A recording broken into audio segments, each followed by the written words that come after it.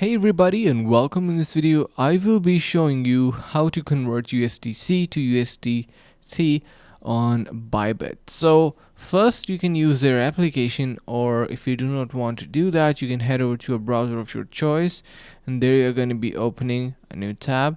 Then here search for Bybit convert, and once you do, you will be directed towards their conversion section. You can see we have convert here, and it is also going to be costing zero fees, so that is really amazing. Now you can, all you need to do is simply sign into your account and you will be easily converting. So first we are going to be selecting USDC at the top place, and at the second place, as you can see in here, it is already selected USDT, so that could be done easily. So I hope this is going to be helping, and if you have any questions, you can feel free to let us know.